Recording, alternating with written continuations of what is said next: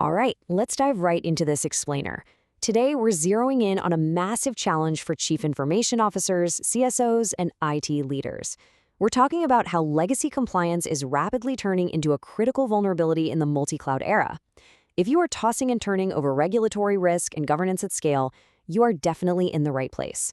We're going to break down how to fundamentally transform how your organization handles oversight. Here is our roadmap for today.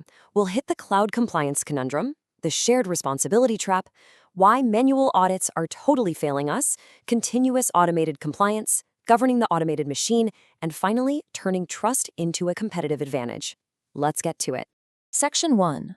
The Cloud Compliance Conundrum. Adapting to regulatory volatility.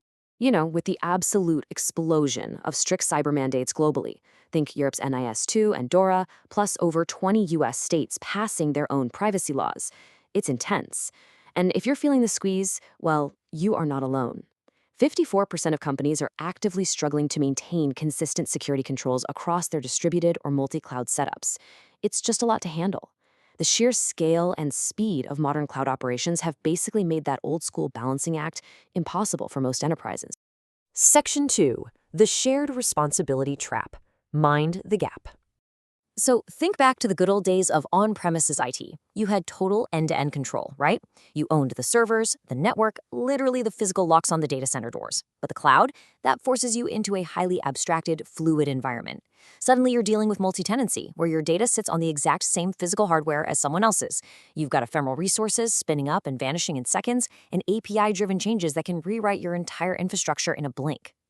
The really crucial thing we have to wrap our heads around here is the division of labor. Under the shared responsibility model, your cloud provider, AWS, Azure, Google Cloud, whoever, they secure the underlying infrastructure. They handle the security of the cloud, the hardware, the hypervisors, the massive data centers. But you, the customer, you are fully responsible for compliance in the cloud. You have to configure the apps, manage identity and access, and ultimately protect your own data. Which brings us to Section 3. Manual audits are failing. The ticking time bomb. See, when you assume your cloud provider is handling a setting that is actually your job, you open up a really dangerous gap. Historically, compliance was just this reactive point-in-time checklist. You know the drill, that horrible scramble to build spreadsheets right before the auditor walks in. We've all felt that universal dread. But in today's fast-paced cloud environment, that mindset is completely obsolete. Your infrastructure is moving way too fast for a yearly checkup. A traditional manual audit just gives you a point-in-time snapshot. And the fatal flaw there is what we call compliance drift. You could be perfectly compliant on January 1st. Awesome. But by March, maybe a new cloud service rolls out, or an engineer manually tweaks a server setting to fix a bug. Boom, your system has drifted out of compliance. If you don't catch that until your big November audit, the damage is already done. Continuous compliance, on the other hand, is a proactive, living process. It relies on always-on monitoring across 100% of your systems to detect that drift the exact second it happens. Moving to Section 4, Continuous Automated Compliance, Fixing the Drift. To survive this, making a shift isn't just a nice-to-have anymore. It's a core operational requirement. The foundational idea here is compliance as code. Think about how your DevOps teams use infrastructure as code tools like Terraform. Now imagine literally baking your compliance rules right into that code. By weaving compliance checks into your CI/CD pipelines, you can automatically flag or even block non-compliant infrastructure before it ever hits production. Every single change, access request, or data transfer is continuously monitored, logged, and verified. I absolutely love this quote because one organization perfectly summed up the transformation, saying that using automated platforms turned a manual nightmare into an audit-ready process. Instead of a stressed-out team desperately grabbing screenshots, automated platforms give you real-time dashboards. So if an auditor asks, "Hey, are you compliant right now?" you don't say, "Well, we think so based on last quarter." You pull up a live dashboard that instantly builds a profound level of trust with regulators and stakeholders.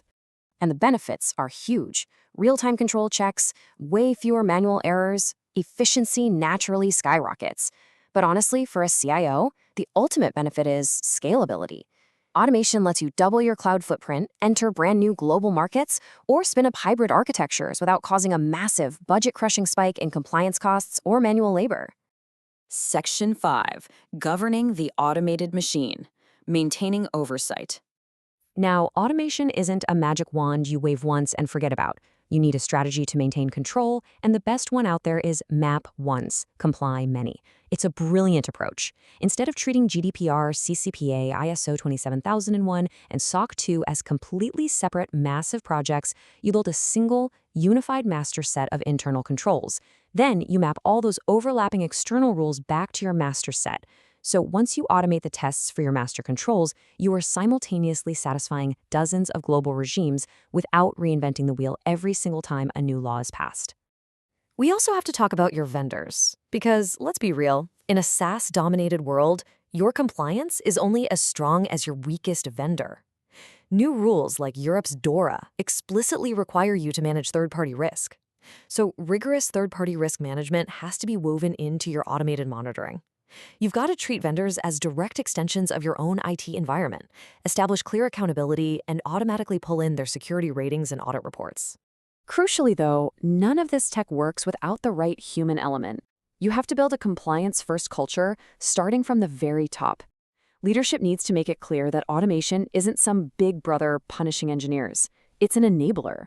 If a pipeline automatically blocks a risky code commit, it's actually saving that developer time. It gives them instant feedback to fix it on the spot, rather than waiting for an auditor to flag it months later. You have to empower your frontline teams.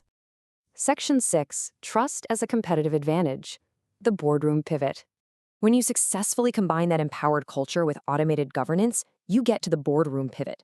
Traditionally, compliance was viewed grudgingly as a pure cost center, right? Just a bureaucratic hoop to jump through to avoid fines. But forward-thinking IT leaders are flipping the script. They realize that continuous, evidence-based assurance is a massive differentiator.